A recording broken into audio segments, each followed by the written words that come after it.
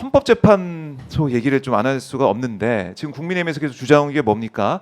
내란죄를 빼는 게 말이 되느냐? 내란죄가 이 탄핵 소추한 그 내용 사유의 80%인데 그걸 보면 탄핵 소추 다시 해야 된다 이런 주장하고 있습니다. 어떻게 보십니까?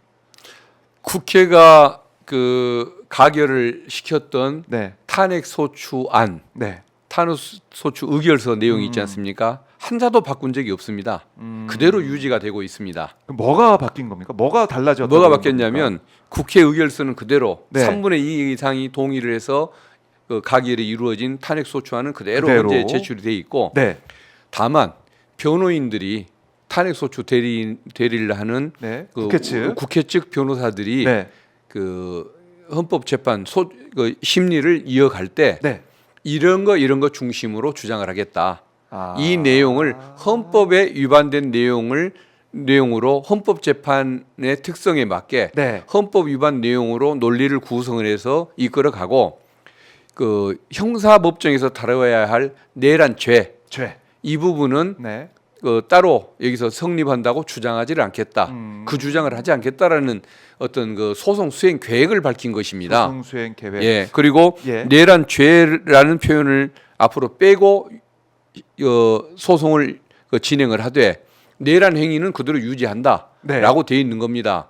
근데 그 의결서에 나와 있는 죄인이 뭐니 이런 표현을 굳이 거기서 표현을 않고 뺀다고 해서 네. 아니 왜 그게 문제가 됩니까? 법적으로도 문제가 없는 것이고 헌법재판소에서도 문제가 없다고 생각하는 것이고, 그다음에 자기들은 저 내란범이 아니라고 주장을 하는데 내란죄 얘기를 안 하면 더 좋아해야 할 사람들이 왜 싫어를 합니까? 그러니까 여기 나와서는 내란죄가 안 된다는 증거라고 또 선동질을 하고, 네. 또 국회와 헌재를 상대로는 내란죄 뺐으니까 잘못됐다고 얘기를 하면서 오히려 넣어라. 이런 주장을 하는데 결국은 이제 내란죄를 집어넣어야 네. 형사범죄에 대한 입증까지 같이 너희들이 해야 한다. 그러니까 형사법정의 재판이 1년 반 후에 끝날 때까지 이것을 계속해서. 헌법재판을 미루자. 이런 주장을 하려고 예. 시간 끌기용으로 저는 주장을 하는 것이고, 우리가 뺐던 것은 형사법정이 아니니까 범죄 얘기는 빼자. 그리고 빼겠다. 진행도 빨리빨리 되기 위해서 빨리 파면을 시키고 나라의 안정을 찾자. 그 의도인 것입니다. 그러니까 시간을 단축시키려는 노력과 시간을 끌려는 노력에 서로 이 대결이 이루어지는 셈인 거죠. 그러니까 이제 국민의힘도 이제 주장을 하고 있지만 윤석열 쪽 대리인들은 어떻게든 좀 시간을 끌고 증인도 많이 부르고 해서 이거 심리를 계속 끌고 가고 싶은 마음이 있다. 예, 그게 지금 내란죄 왜 뺐냐 이렇게 나오는 표출되는 그런 모습이다 이런 말씀이시고. 맞습니다. 그러니까 만약에 예. 국회에서 그 제출했던 탄핵 의결서가 있지 않습니까?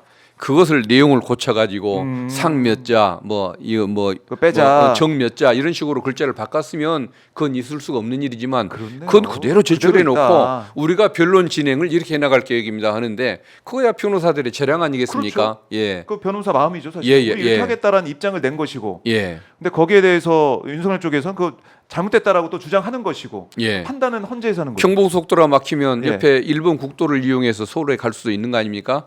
왜 일본 국도를 이용하냐? 고속도로만 타고 가라.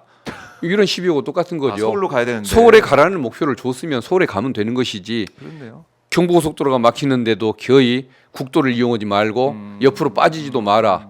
4차선 빠지지 말고 1차선만 이용해라. 이런 그 주장과도 똑같은 소리인데 누가 그걸 귀담아 들을 가치가 있다고 보겠습니까? 그렇네요. 예. 윤석열 쪽의 얘기는 사실은 맨 처음부터 헌재에서 보낸 서류 다 받지도 않고 그냥 무시하고 있었던 게 윤석열 쪽 아닙니까? 예. 결국에는 그걸 계속 이어가고 있다. 그러니까 국민들께서는 이 탄핵 소추 이제 의결서가 바뀌었나 왜 마음대로 바꾸지? 국회에서 다시 의결해야겠네 이렇게 생각하는 분들 일부 있을 텐데 예. 그게 아니다. 예. 오늘 의원님 말씀을 들으면 확실히 알 수가 있고 또 권성동 원내대표 이름이 계속 나와요 이 국면에서. 예, 2017년에 권성동 예, 그 얘기를 듣고 그게 그 말이 정말 일타 강사다. 예. 그런 얘기가 나온 거 아니겠어요? 정말 2017년에 예. 똑똑하고 정확하게 말을 그렇게 잘했나 싶을 정도로 잘했는데 왜 8년 후에 저렇게 이상하게 변했나 모르겠습니다. 그래서 그런 얘기 하더라고요. 일각에서는 아니 그때는 뇌물죄 강요죄 뺀 거 뇌물죄 강요죄가 본질이 아니었다. 그래서 그걸 뺀 거고 지금 내란죄가 80% 이제 본류인데 이걸 어떻게 헌재에서 다루지 않느냐 이런 주장하는 사람도 있어요. 어떻게 보십니까? 내란 죄를 뺀 것이 아니고 내란 행위로 표현해서 그대로 두고 있는 겁니다.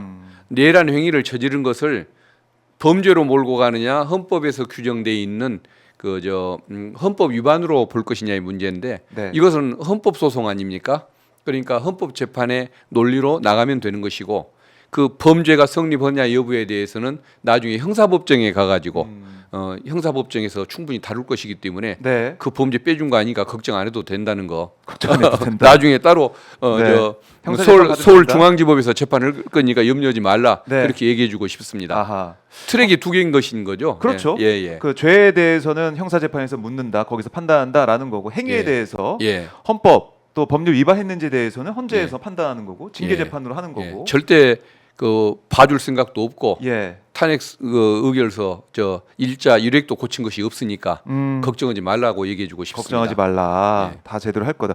그럼 이런 주장, 윤석열 쪽의 주장, 국회 쪽의 주장에 대한 헌재 반응, 판단은 어떤 겁니까? 어떻게 보세요? 헌재는 그런 주장을 하니까 네. 어쨌든 나중에 다 한꺼번에 판단할 거다라고 얘기는 합니다만은 그 전혀 문제가 안 되는 게 네. 헌재는 헌법 위반 내용에 맞는 그것만. 내용들이 제시되면 그것에 따라서 재판을 하면 되는 거 아닙니까? 그리고 국회 의결 요건이 맞냐라고 따지지만 탄핵 의결서 네. 전혀 제출된 한 거. 줄도 안 고치고 그대로 냈습니다. 근데 이 중에서 어디에 중점을 둬서 주장을 할 것이고 그 계획을 밝힌 예, 건데. 헌법이 위반했다는 것을 입증을 할 것이고 그래서 파면 결정을 받아내면 되는 것이지. 예. 제가 여기 와서 지금 여기 네네. 원고를 준비해 왔습니다만은 얘기하는 과정에서 하고 싶은 얘기를 하고 하기 싫은 얘기는 안 할 수 있는데 그렇죠. 같이 보좌관들하고 같이 연구해서 이런 네네. 답변을 준비해 놓고 왜 이 얘기 안 했냐고 보좌관이 저한테 막 뭐라고 할 수는 없는 거 아닙니까? 이 상황에 맞게 그렇죠. 잘만 대응을 하면 되는 것이지. 그러니까 남의 그 변론 계획을 가지고서 트집 잡는 태도가 잘못됐다. 그렇네요. 그래서 2015년에 권성동이 틀렸고 2017년에 권성동이 옳았다. 그 얘기를 해주고 싶습니다. 네, 2017년에 권성동이 옳았고 예. 지금 2025년에 예, 권성동이 틀렸다. 예. 그래요. 권성동 원내대표가 이 국면에 항상 매일마다 등장하고 있습니다. 방송. 옛날에는 괜찮은 분이었는데 왜 갈수록 이상해지고 아. 괜찮았던 과거까지 스스로 부정하는지를 잘 모르겠습니다. 그래요. 이것만 하나 여쭤볼게요. 헌법재판소에서 내란죄로 몇 년이다 이런 판단할 수 있습니까? 없습니다. 없죠? 헌법이 위반했느냐, 예. 사유가 중대해서 파면 사유냐 아니냐 이것만 판단하게 됩니다. 네. 범죄가 성립하냐, 형량을 얼마 받을 것이냐 그것은 서울중앙지법에 가서 따져라 네. 이렇게 얘기할 겁니다. 거기서 3심제 대법원까지 갈 수 예. 있는 상황이고 헌재에서는 예. 파면, 기각 각하, 그러니까 징계에 대한 그것만 결정을 한다. 예, 다시 그렇습니다. 한번 정리를 해보겠습니다.